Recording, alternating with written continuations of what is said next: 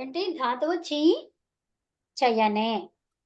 అంటే చీలో ఏంటమ్మా? ఈ ఉంది కాబట్టి అది చెయ్యనే వృద్ధి అవుతుంది, చెయ్యి ఎన్నుకో అవుతుంది. చెయ్యని అంటే అర్థం ఏంటమ్మా? ఎన్నుకోవడం. ఎన్నుకోవటం. ఓ సెలెక్షన్. ఎలక్షన్ లో ఎన్నుకుంటారు, అదేనా? సెలెక్షన్ సెలెక్షన్ సెలక్షన్ లాగా. సెలక్షన్ లాగా. సెలక్షన్ తో పాటు ఉంది కదా. కలెక్షన్ కూడా అవుతుందమ్మా. కలెక్షన్ కూడా ఉందా? కలెక్ట్ చేయడం. అది కూడా ఒకటే, సేమ్ మీనింగ్. ఏదో ఒక వస్తువుని ఎన్నుకోవడము అని చెప్పి ఎన్నుకోవడము, ఏరుకోవడము అలా అన్నమాట. ఏరుకోవడం. ఓకే.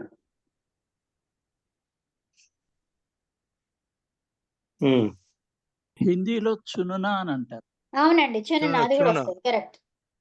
అవును. ఈ చైనా ఇప్పుడు హిందీలో ఎలక్షన్ ని చునావ్ అంటారమ్మా. హిందీలో చునావ్ ఎన్నుకోండి అంటారు. అలా కవిత. ఇప్పుడు ఈ చై ఎలాగైంది, అది అర్థం అవ్వలేదు. అవ్వలేదు, అది మెయిన్ ధాతువు, అది మనం ఏం చేయలేదు దాన్ని. ఓకే, అంటే ఇందాక పూర్తి అవ్వదు కదా కవిత. ఇది మూల ధాతువు. చెయ్యి చేయనే. లేదు, ధాతువుకి అర్థము చెప్తున్నాను అక్కడ. ఓకే, మీరు ఆ నకారానికి పైన ఏత్వం ఇవ్వాలమ్మా. ఇచ్చాను ఇక్కడ, కొంచెమే వచ్చింది. దాన్ని అవును, ఇచ్చాను. ధన్యవాదాలండి. సో అయితే చూడండి, ఇప్పుడు చి అనే ధాతువులో ఏముందండి? ఇకారం ఉంది. ధాతువుకి చివరిగా ఏమున్నాయి? ఈ లేదా ఈ,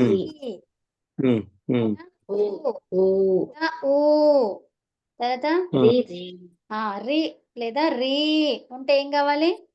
చూడండి మీరు. వృద్ధి అవుతుంది. ఒకటి అయ్యి వస్తుందమ్మా. సో ఇప్పుడు ఏంటి? ఐ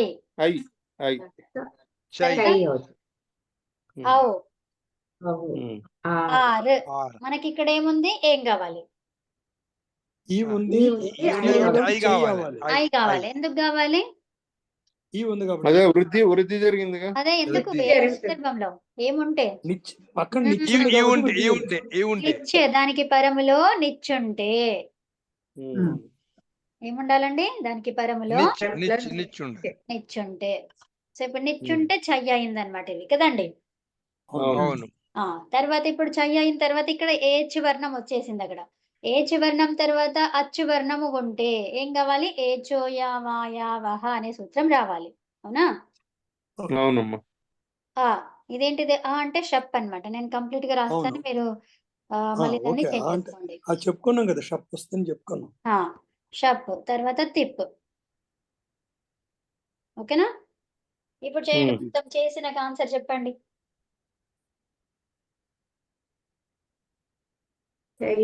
నిచ్ ప్లేస్ లో ఈ వస్తుంది, షప్ లో అండ్ వస్తుంది. చెయ్యి అతి కవిత, చెయ్యి అతి. మంచిగా చూడండి. చా తర్వాత దీర్ఘం వస్తుంది, చా వస్తుంది. చా అంతే. ఛాయయతి ఏంటి?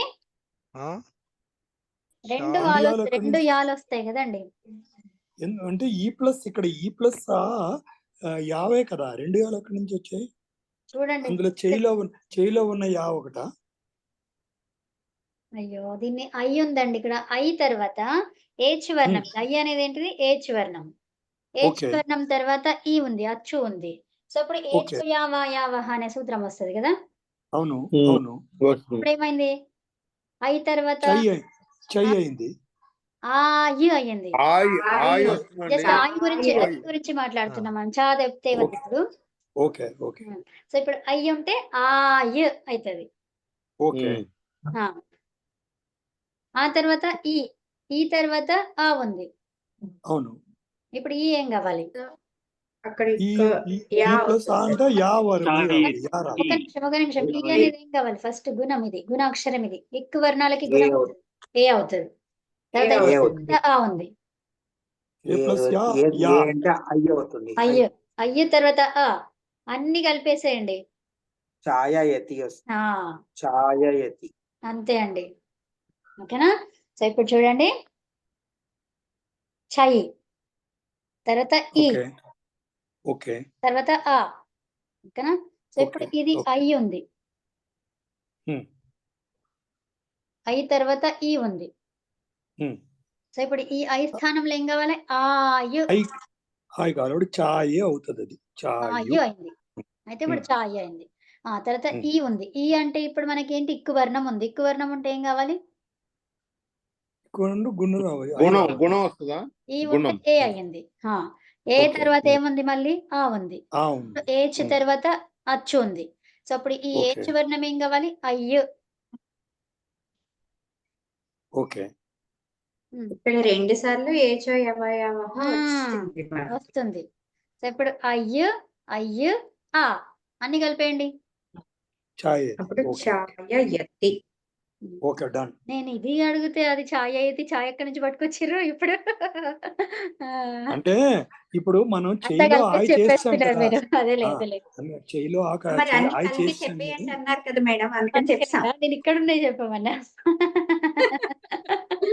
మాకు సూపర్ అండి. అలా కాదు. ఛాయయతి అర్థమైందా? అలా కాదు అర్థమైంది. మాకు ఇవన్నీ గుర్తుండవు కానీ A+O అయ్యి గుర్తుండవు. ఇవి మాత్రం కలపడం మాత్రం బాగా వచ్చేస్తుంది ఫాస్ట్ గా. అవునండి. ఓకే. సో అయితే ఇప్పుడు ఇంకోటి ఇస్తాను చూడండి. చుర్రు. ఇప్పుడు నేను చెప్పిన పాయింట్ దీనికి పనికొస్తదా? మీకు రాయించిన పాయింట్ పనికొస్తదా? ఉపధాలో ఉంది కదా. నేను నా ప్రశ్న మంచిగా వినండి, అదే చెప్పండి. ఇప్పుడు నేను రాయించిన పాయింట్ దీనికి పనికొస్తదా? పనికొస్తుందమ్మా. పనికిరాదు. మీరు రాయించింది ఒకసారి చదవండి. ధాతువులు అంతిమ వర్ణానికి ఉండాలని చెప్పారు మీరు. సో ఇప్పుడు దీంట్లో అంతిమ వర్ణం ఏంటి? రేపం. దానికి ఏముంది మరి? ఎట్లా పనికొస్తుంది అది? దానికి ఈ లేదు, ఊ లేదు, రూరు ఏమీ లేదు. ఏమీ లేదు. మొదటిది అనుకున్నాను నేను. ఉత్తమం. సో ఇప్పుడు మన రంగ గారు చెప్తారు. చెప్పండి. ఉపధాలో ఉంది కదండి. ఇప్పుడు మన చెప్పిన పాయింట్ కి పనికి రాదు అది, అంతే. అదొకటి కదా. అంతిమాక్షరాలలో ఇది లేదు కాబట్టి పనికిరాదు. వృద్ధి రాదు. వెంటనే ఉపదా చూడాలని మరి రంగా గారు చెప్పారు. అది తెలియాలని మేడం మనకి. ఉత్తమం. ఎప్పుడైతే లేదో నా ప్రశ్న కూడా కరెక్ట్ సమాధానం రావాలి. అది ఎక్స్ట్రా ఇన్ఫర్మేషన్ మీరు ఇచ్చేది. ఇప్పుడు ఎప్పుడైతే ఇందులో లేదో వెంటనే ఉపదా చూడాలని ఒక మైండ్ లో రావాలి. గుడ్. సో అయితే ఇప్పుడు చూడండి, నెక్స్ట్ ఇంకోటి రాసుకోండి. ఇప్పుడు ఇది అర్థమైంది కదా. ఇంకోటి జస్ట్ చెయ్యొద్దు, చెప్పండి. ఊరికి నోటితో చెప్పండి ఏమొస్తుందో. ఈ ధాతువులు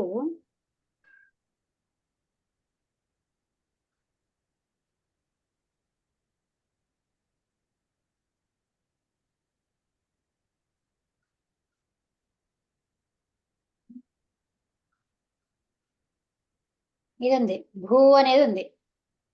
సో ఇప్పుడు ఏమవుతుంది? అది వృద్ధి అవుతుందండి. వృద్ధి అవుతుంది. వృద్ధి అవుతుంది అంటే ఓ వస్తుంది, భో అవుతుంది. అవ్వ అవుతుందండి. అవ్వ అవుతుంది. వృద్ధి కదా. అప్పుడు ఏమైంది? భావ అవుతుంది. భావయతి. ఉత్తమం అండి, సూపర్. భావయతి. Good job. తర్వాత అయ్యుతి ఉంది కాబట్టి భావయతి అయింది. సో ఇప్పుడు ఇంకోటి చెప్పండి. ధూ. అప్పుడు ధావయతి. ఉత్తమం. ధావయతి కదా.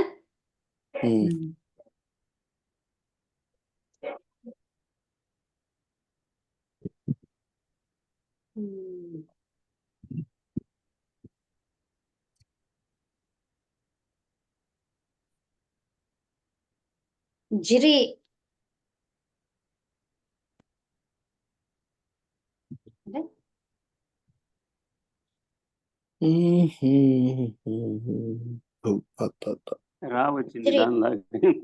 జిరి అంటే ముసలి వాళ్ళు అవ్వడం, ముసలితనం. వయసు జరా అంటారు కదా. వయోహానే. దీనికి ఏంటి? జ్రీ అనే దానికి జ్రీ వయోహానే. ఇది ధూ అంటే వయసు తగ్గిపోవడం, వయసు పెరగడం. వయస్సు పెరగడం, శరీర శక్తి క్షీణించడం. ఇంతకుముందు చెప్పారు ఇది మీరు. అవునండి. అమ్మా ఇది ధ్రువ్ అనే దానికి చెప్తారా ఏంటి అర్థం? ధ్రువ్ అని ఇంతకుముందు చెప్పారు కదా ధాతు, అవును. దానికి అంటే పరిగెత్తటం కదా. ధావయతి అంటే వయోహ అనే రాసిండ్రు కదా, అది జ్రీకి, అది జ్రీకి దాని ముందు చెప్పింది. చెప్పిన దానికి అడుగుతున్నారు. దావయతియా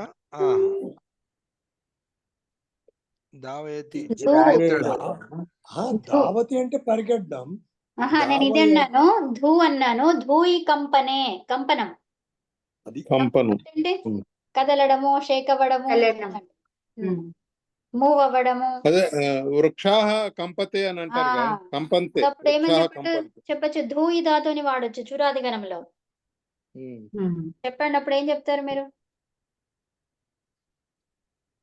వృద్ధాః ధావయంతి అలా. దేనికి ధావయంతి? కంపతే చెప్తే దావయంతి. మీరు కంపతే అన్నారు కదా మేడం. కంపనం అంటే ఏంటి? అది కదలడం. వృద్ధులు కూడా కంపిస్తారు కదా. అవును, అలా కదా అవునంతే. అలా చెప్పాను వాక్యం.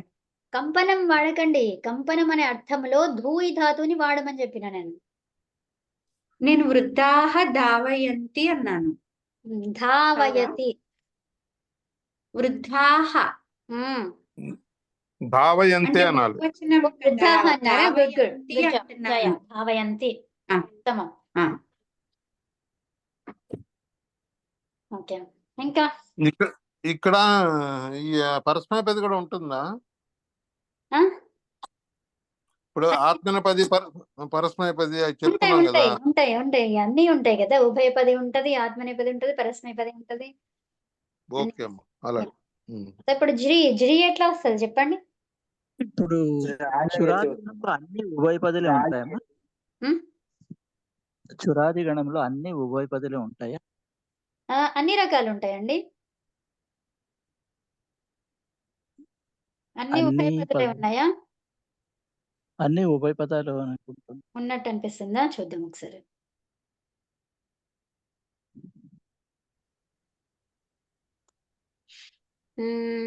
ఉభయపది.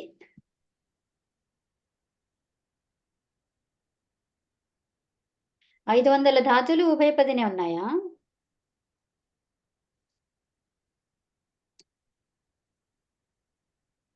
ఓయా, అవునండి, మొత్తం ఉభయపదినే ఉన్నాయి. అంటే 2 రకాలు వస్తాయి అన్నమాట రూపాలు.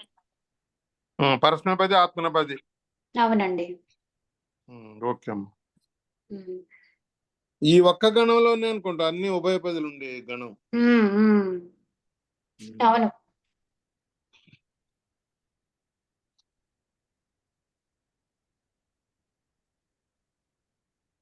అందుకని చురాది గణం. ఇప్పుడు ఒక్క చురాది గణంలో తప్ప ఇంకెక్కడ నిచ్చి రాదమ్మా మిగతా గణాలన్నిటిలో? మిగతా గణాలంటే ఇక్కడ 10 గణాలలోనా? అంతే, రాదు. 10 గణాలు రాదండి. తర్వాత ఈ సన్ను అట్లో వస్తుంది, అన్నిట్లో వస్తుంది కదా సనాది ప్రత్యయాలు. అమ్మా నేను చెప్పింది కరెక్ట్ కాదమ్మా. కొన్ని ఆత్మనేపది కూడా ఒక 12 ఉన్నాయి. ఏంటండి? చురాది గణంలో ఆత్మనేపది కూడా 42 ఉన్నాయా? ఇక్కడ కనిపించలేదు మరి. అర్ధయతి. ఓ అవునా? అర్ధయతి, తర్జయతి, దంశయతి, లాలయతి. సార్ మళ్ళీ చూద్దాం. ఇది ఎందుకు మరి ఇందులో ఫిల్టర్ సరిగ్గా లేదు. ఇది చురాది గణంలో పరస్మైపది అని చూశాను, నో మ్యాచ్ అని ఇచ్చారు. జస్ట్ ఆత్మనేపది అంటే ఒక్క ధాతువు కనిపించింది. ఆత్మనేపది 42 ఉన్నాయి. మీ ఒక్కటే ధాతు కనిపించింది. బాగుంది. ఓకే, ఈకారాంత పెట్టుకున్నాను. ఒక్క నిమిషం చూద్దాం మళ్ళీ. అదే పరస్మైపదిలో లేదు కానీ ఆత్మనేపదిలో 56 ఉన్నాయి. కరెక్టే అండి. అంటే పరస్మైపదివి లేవు, యా పరస్మైపది లేదు. లేదండి. పరస్మైపది లేదు. అదే నేను పరస్మైపదిది ఒకటే చూసానన్నమాట. యాహ్! ఆత్మనేపదిలో ఉన్నాయి. 56 ఉన్నాయి. అంటే ఉభయపదిలో 444 ఉన్నాయన్నమాట. ఆ! 450 దాంట్లో ఉన్నాయి. ఇక్కడ అవి మొత్తం 500 పైన 509 అట్లా ఉన్నాయి ధాతువులు. కాబట్టి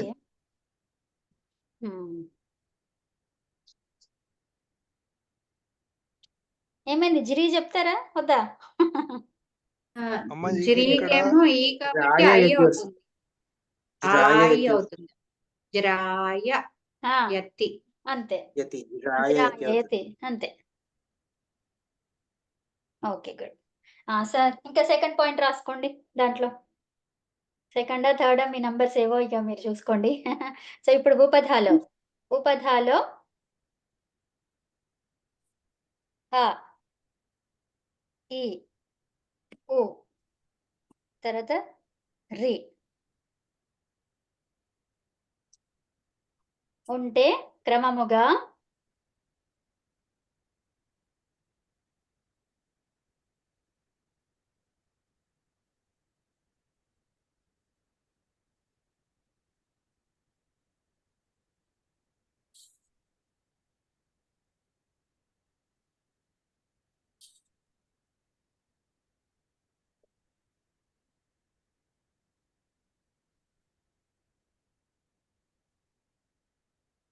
ఏం రాశారు? ధాతువుకి సెకండ్ పాయింట్ రాసుకోండి. ధాతువుకి ఉపధాలో అ, కామ, ఈ, కామ, ఉ, కామ, రి ఉంటే వాటికి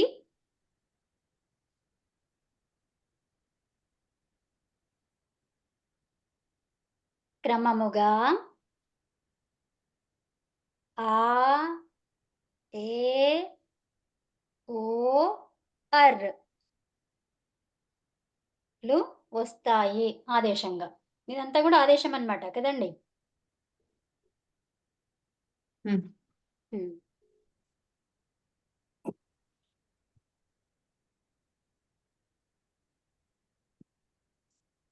హ్మ్. తర్వాత ఇంకొకటి రాసుకోండి.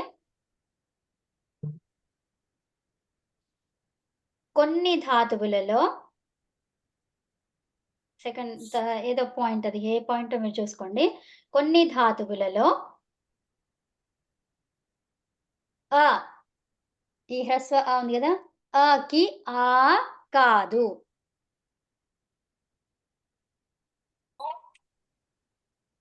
అదే. ఆకి ఆ కాదు. ఉదాహరణకి రాసుకోండి.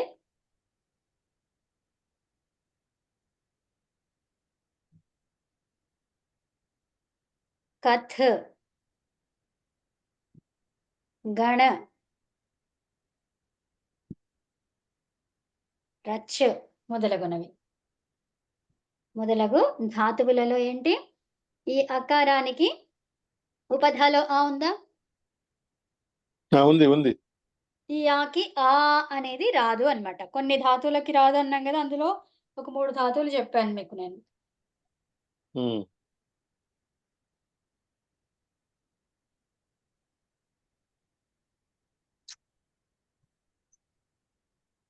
ఇవి అష్టాధ్యాయులో హార్డ్ అండ్ ఫాస్ట్ రూల్స్ ఏం లేవమ్మా, ఎట్లా కావాలంటే అట్లా మార్చేస్తున్నారు.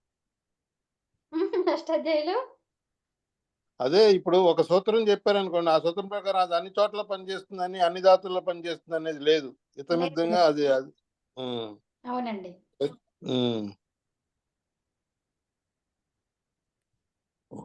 సో, ఇలాంటి ధాతువులు ఎన్నున్నాయి? 81.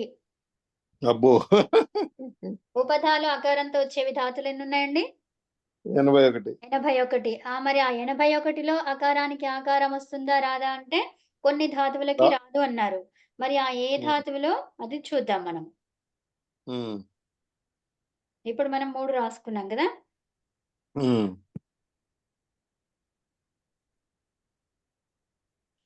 ఇప్పుడు లడ్ ఉపసేవాయాం, లడ్ ఉపసేవాయాం అంటే ఏంటిది? సర్వ్ చేయడం అంటే మనము సేవ చేయడం. ఓకేనా? ఉమ్, లడ్ ఉమ్, అనే ధాతువు ఉంది. సో ఇప్పుడు ఉమ్, లడ్ అనే ధాతువుకి సో ఇందాక సారీ ఇదేం రాయకండి.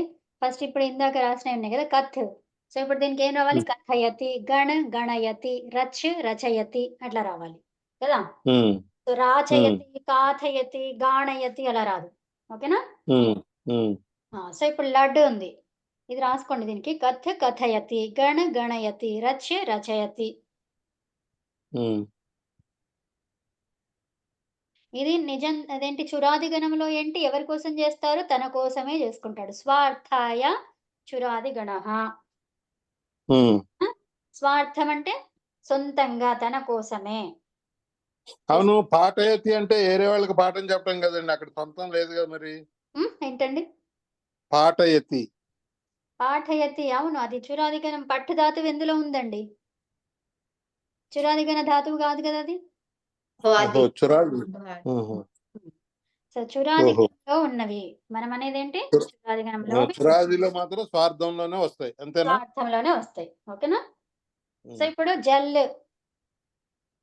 కాదు, లడ్ అన్నానా నేను? లడ్ అంటే సర్వ్ చేయడం అన్నమాట. మన ఇంటికి వచ్చిన వాళ్ళకి మంచిగా చూసుకుంటాం కదా, అతిథి సత్కారాలు చేస్తాం కదా.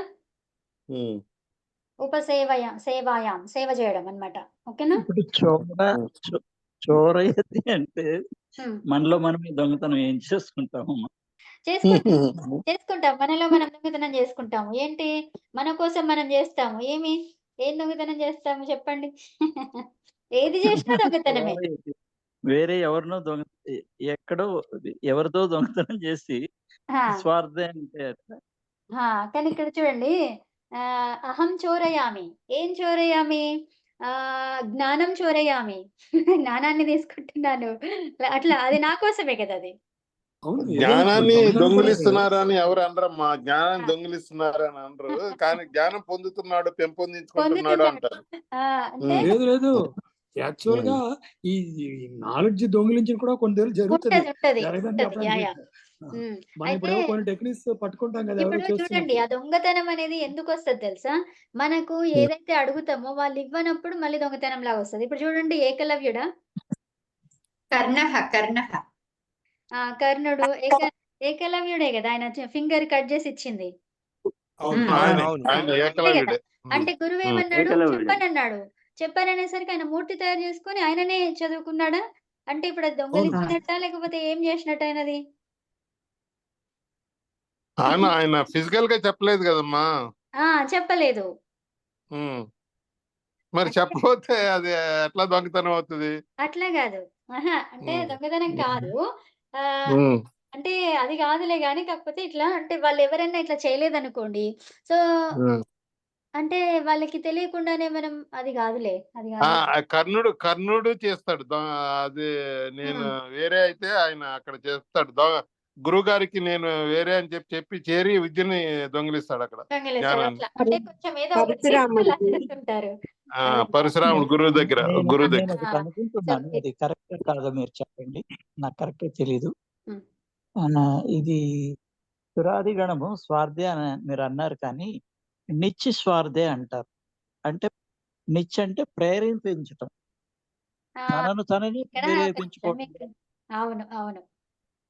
అంటే ఇప్పుడు స్వార్థము వేరే ఏదో దొంగతనం చేయటం కాదు, తనను తానే ప్రేరేపించుకోవటం, ఇతరులను ప్రేరేపించుకోవడం. అట్లా ఆ ప్రేరేపించటం కాదు. సందర్భం అది కూడా వస్తది. అవునండి.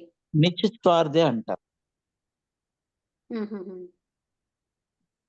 అన్ని ఇది నిజంగా బాగుంది. అన్నిటికీ నిత్యం నిస్వార్థే ఉంటుంది బాగుంది. చురాది గణంలో. సో నిత్య అనేది స్వార్థంలో యూజ్ చేస్తామన్నమాట. ఇక్కడ చురాది గణంలో అది చేసేవన్నీ నిత్యులు ప్రేరేపించడం కాదు, కాదు. నిజంతం కాదు ఇది. అవునా?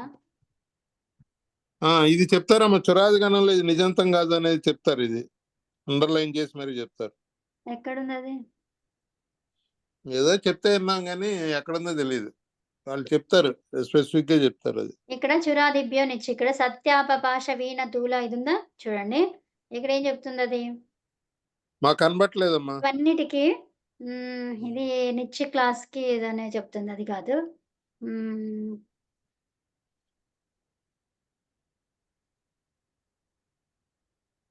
నిచ్చికి సూత్రం ఏంటి?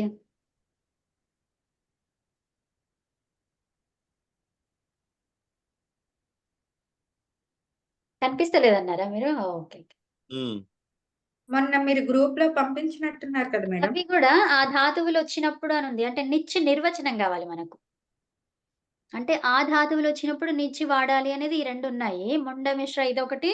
ఈ ధాతువులతోనే నిచ్చి ప్రయోగం చేస్తాము. సత్యాపపాష వీటితో కూడా ఇవి వేరే ధాతువుల నుంచి ఇవన్నీ ధాతువులు ఉన్నాయి కదా! వేరే గణములో నుంచి వచ్చిన ధాతువులన్నమాట.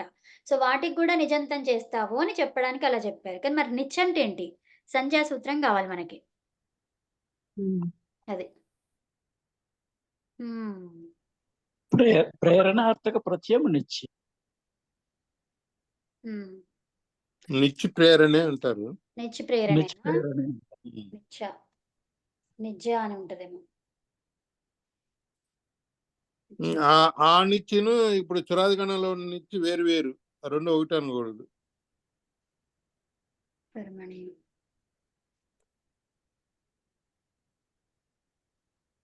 యాక్చువల్‌గా నిజ అని రావచ్చు ఇక్కడ. జా పెడితే వస్తదేమో. నిజ. వాణిజ్య.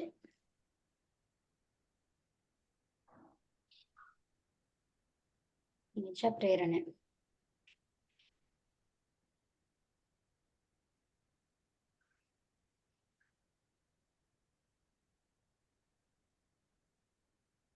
ఏం లేదు. ఇక్కడ రాశారుగా నిజ ప్రేరణే అనేది వచ్చింది. మీరు రాసింది అది. హేతుమతిచ్చ అనేసి చూడండి. ఏంటండి? హేతుమతిచ్చ. హేతుమతిచలో ఉంటది.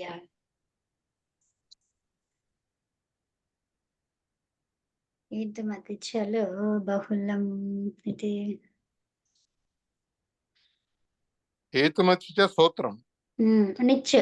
The affix niche is used after a root when the operation of causer is to be expressed.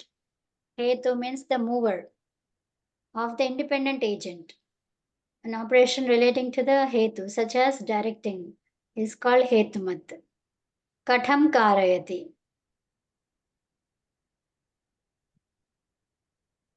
So అంతేనండి. అంటే ఇప్పుడు ఏంటి ఇక్కడ ప్రేరణ చేయడము లేకపోతే తనకు తానుగా ప్రేరేపితం అవ్వడం.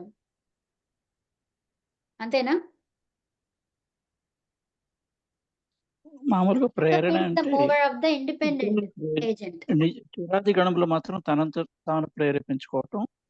అదే. వేరే అవునండి.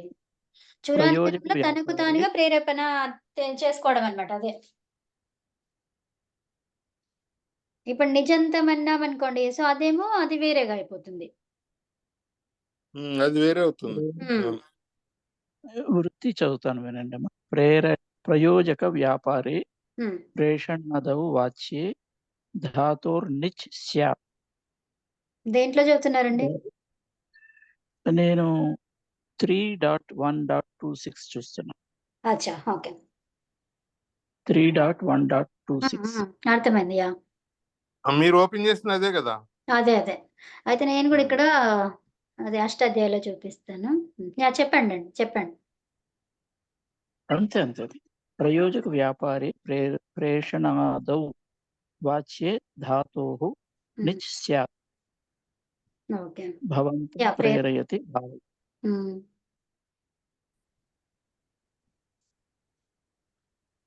3:1:26 అన్నారా? మేడం ఇప్పుడు మీరు తీసిందే అందులో సిద్ధాంత కౌముది కింద స్క్రోల్ చేయండి. అందులో ఉంది. అందులో ఉందా? ఓకే. సో నేను అష్టాధ్యాయ బుక్ లో ఓపెన్ చేశారు. అదేలే. అష్టాధ్యాయ బుక్ లో చూస్తున్నాను నేను. ఏమన్నాడు? స్వతంత్ర కర్తాకే ప్రయోజక్ కో हेतु. स्वतंत्र कर्ता के प्रयोजक को हेतु कहते हैं. उसका जो प्रेषणादि लक्षण व्यापार वह हेतुमान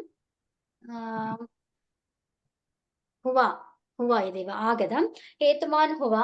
उसके अर्थात हेतुमान के अभिधेय होने पर भी धातु से अनिच्छ प्रत्यय होता है. चटाई बनाते हुए देवदत्त को यज्ञदत्त के द्वारा प्रेषण दिया जा रहा है कि चटाई बनाओ. సో उदाहरण में हेतुमत अभिधेय है, अतः निच प्रत्यय क्री तथा पच धातुओं से हो गया। यदि स्वतंत्रकर्ता के प्रयोजक को हेतु कहते हैं। स्वतंत्रकर्ता के प्रयोजक। సో ఇక్కడ మనకి చటాయి అంటే ఏంటమ్మా? చాప. చాప చాప. అవును.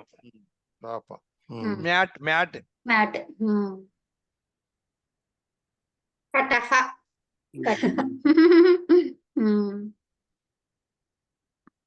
సో ఇప్పుడు ఏంటి మనం చెప్పుకునేది తప్ప నిచ్ అనేది తన సొంతం కోసమే కదా. అంటే అదిని ప్రేరేపించడం కూడా ఉంది ఇందులో. స్వార్థే అంటే మనకు డౌట్ వచ్చింది అంతే తప్ప నిజంతము కరెక్టే, బట్ స్వార్థే నిజంతం. నిత్య వచ్చింది కానీ స్వార్థే నిజంతం. ఇతరులు ప్రేరేపించటం కాదు. స్వార్థ తనను తాను ప్రేరేపించుకోవాలి. తనను తానే. అవును, స్వార్థంలో ప్రేరేపణ అన్నమాట అక్కడ. అంతే అంతే. అందుకు నిత్య వచ్చింది, అంతేగాని వేరే వాళ్ళని వేరే వాళ్ళ కోసం కాదు ఇది. అవునవును, అంతే. అవును. సో కాశికాల కింద ఇచ్చారు కదా ఇక్కడ.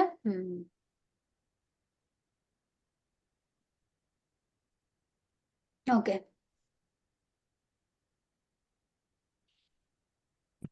సో ఇప్పుడు లడ్ ఉందనుకోండి. లడ్ అంటే ఏంటి? సేవ చేయడము అనే దాంట్లో అంటే వాళ్ళకి ఉపసేవాయాం అని అన్నారు కదా. సో సేవ చేయడంలో. సో అప్పుడు ఏమైతుంది? దీంట్లో లడ్డులో కొన్ని ఆకారాలకి దీర్ఘం రాదన్నాము. ఇక్కడేమో లాడయతి. ఓకేనా? సో లాడయతి వస్తుంది. లడ్డుకైతే వచ్చేస్తుంది, దీర్ఘం వస్తుంది. సో అట్లా కొన్నిటికి వస్తుంది, కొన్నిటికి రాదు. జాలయతి, అపవారణే, జల అపవారణే, వారించడం. వారించడం అంటే ఏంటిది? అపవారణే. టు కవర్, టు హైడ్ అంట. టు కవర్ బై నెట్ అంటే దానిపైన ముయ్యడం అన్నమాట, కవర్ చేయడం. ఓకేనా? మళ్ళీ తర్వాత వల వేస్తారు కదా, దానికి కూడా అట్లా వాడతారు. బై నెట్ అని అంటున్నాం కదా, కవర్ బై నెట్. అవునవును. అట్లా నాటయతి, షాటయతి. కొన్నిటికి రావన్నాం, కొన్ని ఏదా అని చూస్తున్నాను. యమయతి. సో యమ్ అండి. ఇంకో ఉదాహరణకి ఏంటి? యమ్, యమయతి. దీనికి దీర్ఘం రాదు. యమయతి అంటే నిగ్రహించుకోవటమా? పరివేషణే, పరివేషణం అంతే. నిగ్రహించుకోవడం మీరు చెప్పింది. పరివేషణ అంటే వడ్డించడం కదమ్మా. వడ్డించడం కూడా వస్తుంది. పరివేషణే అదొకటి, యమ పరివేషణే అదొకటి. తర్వాత మనది మనం కంట్రోల్ గా ఉంచుకోవడం కూడా వస్తుంది. Keep under, to nurture, to serve food, ఇవన్నీ వస్తాయి అన్నమాట. स्वाधीन रखना, पोषण करना, खाने के देना, खाने को देना. రెండు వస్తాయి. సో ఇప్పుడు చప్పు, చపయతి. సో చప్పు కూడా అంతే, దీర్ఘం రాదు. సో అట్లా ఇప్పుడు 81 ఉన్నాయి కదా ఆకారంతో ఉండేటువంటివి. 81 ఉన్నాయి. ఆ 81లో కొన్ని ధాతువులకి ఆకారానికి ఆకారము రాదు అని తెలుసుకున్నాం కదండి. నెక్స్ట్ ఇంకా ఏంటి? తర్వాత పాయింట్ రాసుకోండి.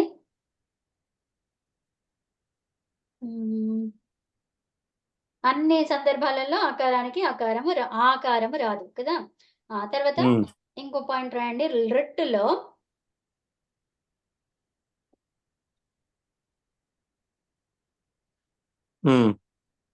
ఇంక తెలుసు కదా ఏమొస్తుంది? లట్లకారంలో ఇష్యతి వస్తుంది. మన పరస్మైపదిలో ఇష్యతి, భవిష్యతి. ఆత్మనేలో ఇష్యతే.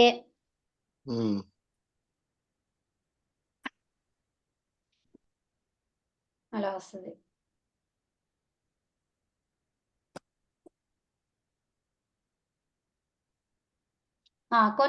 ఒక సూత్రం ప్రకారం ఏంటిది రాసుకోండి. ఆకారాంత ధాతువులకి ఇంకోటి ఏంటి చివరిది? ఆకారాంత ధాతువులు. సో ఆకారాంత ధాతువులకి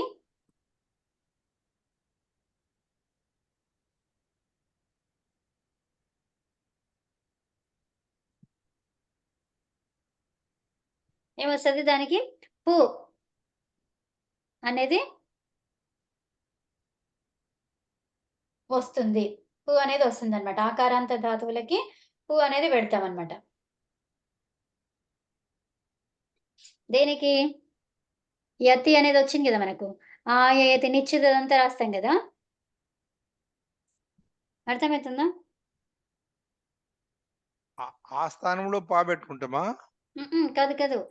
ఇప్పుడు మనకి ఏదైతే నిజంతంలో వచ్చినటువంటిది ఏమైంది? అయ్యా, అయ్యా అనేది కంప్లీట్ గా వచ్చింది అనుకోండి. ఇక్కడ ఇది అయ్యా అనేది పెట్టుకున్నాం కదా. సో ఇప్పుడు పా అనేది పెడతాం, పు అనేది పెడతాం అనమాట. ఆకారాంత అప్పుడు పయ అవుతుందిగా, పయ అవుతుందా? సో ఇప్పుడు చూడండి, జ్ఞా అనే ధాతువు ఉంది. ఓకేనా? సో ఇప్పుడు దీనికి ఏమైతుంది?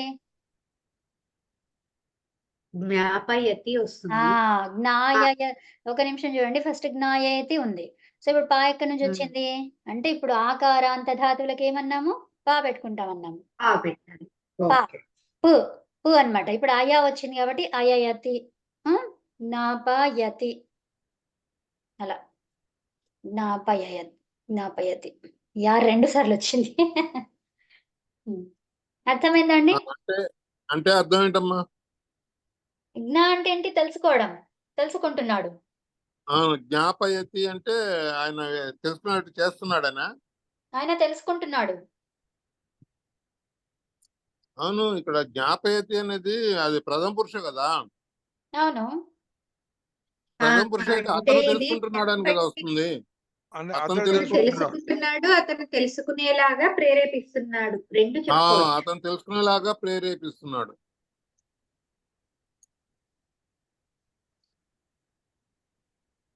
తనకి తానుగానే తెలుసుకున్నాడు చురాది గణంలో. రిమైండ్ చేయిస్తున్నారు, గుర్తు చేస్తున్నారు అని అర్థం కాదంటారా? అట్లా కూడా తెలుసుకోవచ్చు, అట్లా కూడా అనుకోవచ్చు.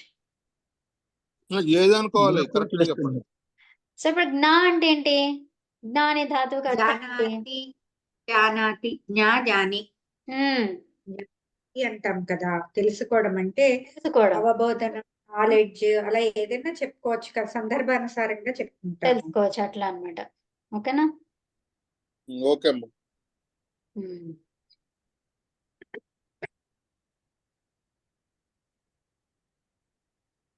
ఇప్పుడు మీరు రికార్డింగ్ స్టార్ట్ చేయండి అనేసి మీకు గుర్తు చేస్తాం.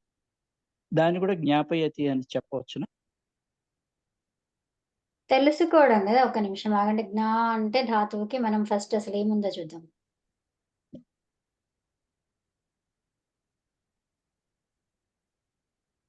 జ్ఞా అవబోధనే ఇచ్చారు. జ్ఞా అవబోధనే వస్తుంది కదా, అదేనా? అదే ఇచ్చారు. To know, to realize, to understand. జాన్న, సమజ్న. అంతే. అయితే రిమైండ్ చేయడం, తెలుసుకోవడం, గుర్తు చేయడం కాదు అది. గుర్తు చేయడం కాదు. అండర్స్టాండ్ లేదంటే మనం నోయింగ్ అంతే.